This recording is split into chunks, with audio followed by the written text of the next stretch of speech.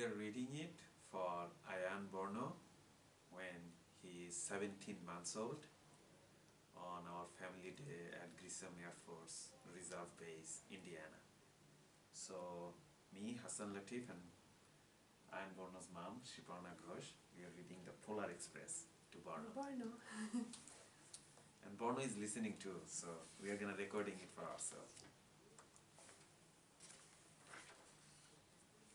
The Polar Express, written and illustrated by Grissom ARB.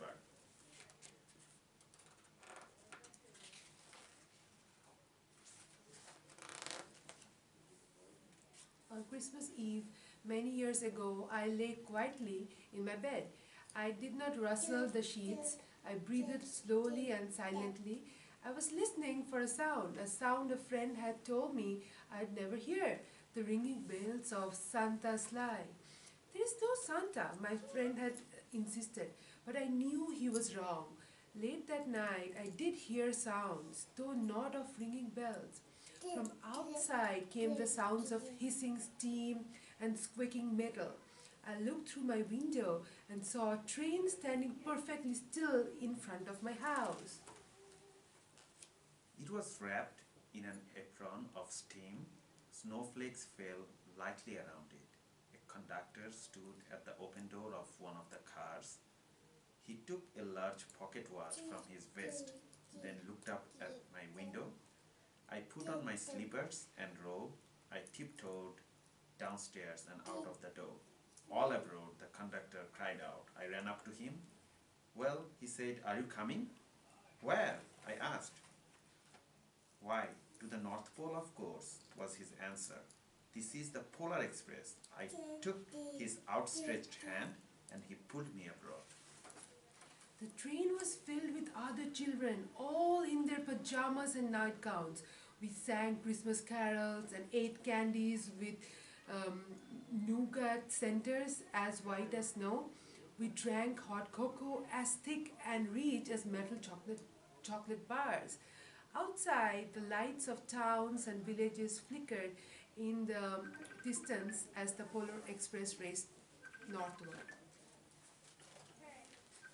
Soon, there were no more lights to be seen. We traveled through cold, dark forests, while lean wolves roamed and white-tailed rabbits hid from our train as it thundered through the quiet wilderness.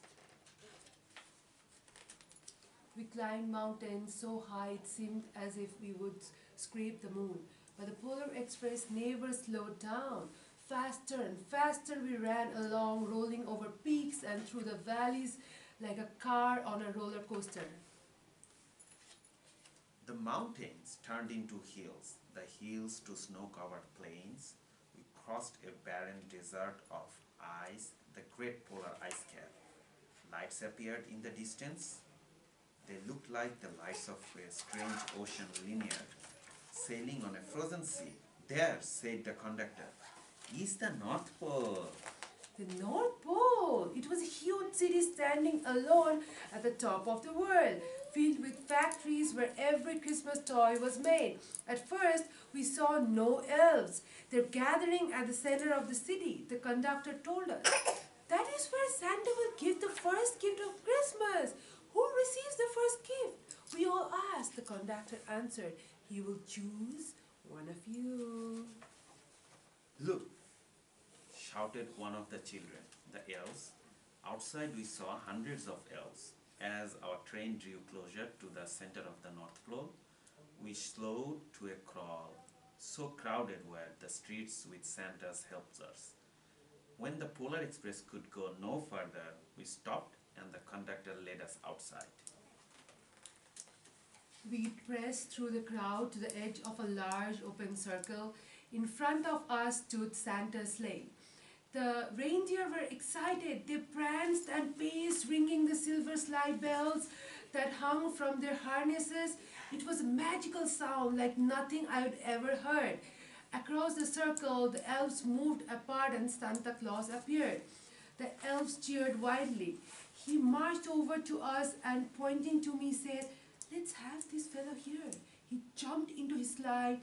The conductor handed me up. I sat on Santa's knees and he asked, "Now, what did you like for Christmas?" Christmas? What happens next, Baba? I knew that I could have any gift I could imagine, but the thing I wanted most for Christmas was not inside Santa's giant bag. What I wanted more than anything was one silver bell from Santa's sleigh. When I asked, Santa smiled. Then he gave me a hug and told an elf to cut a bell from a reindeer's harness. The elf tossed it up to Santa. He stood, holding the bell high above him, and called out, "The first gift of Christmas." A clock struck midnight as the elves roared their approval. Santa handed the bell to me and I put it in my bathrobe pocket. The conductor helped me down from the sleigh. Santa shouted out the reindeers' names and cracked his whip. His team charged forward and climbed into the air. Santa circled once above us, then disappeared in the cold, dark polar sky. What happens next, Baba? Oh no, let's finish the story. As soon as we were back inside the Polar Express, the other children asked to see the bell. I reached into my pocket, but the only thing I felt was a hole. I had lost the silver bell from Santa Claus's sleigh. "Let's hurry outside and look for it," one of the children said, but the train gave a sudden lurch and started moving. We were on our way home. Uh-oh, it broke my heart to lose the bell. When the train reached my house, I sadly left the other children. I stood at my doorway and waved goodbye. The conductor said something from the moving train, but I couldn't hear him. What? What? I yelled out. He cupped his hands around his mouth. "Merry Christmas," he shouted.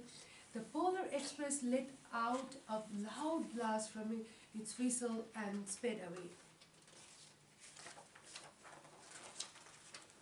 On Christmas morning, my little sister Sarah and I opened our presents. When it looked as if everything had been unwrapped, Sarah found one last small box behind the tree. It had my name on it. Inside was the silver bell. There was a note: "Found this on the seat of my sleigh. Fix that hole in your pocket. Signed, Mr. C." I shook the bell. It made the most beautiful sound my sister and I have ever heard. But my mother said, "Oh, that's too bad." "Yes," said my father, "it's broken." When I had shaken the bell, my parents had not heard a sound. At one time, most of my friends could hear the bell, but as years passed, it fell silent for all of them. Even Sarah found one Christmas that she could not longer hear its sweet sound. Though I have grown old, the bell still rings for me as it does for all who truly believe. Do you believe in it? Yeah, the end. The end. Merry Christmas! Oh, the Polar Express. Yay! The Polar Express. See, Baba? Yay! We enjoyed our first story together. Thank you, Grissom ARB. Thank you, thank you. Yay.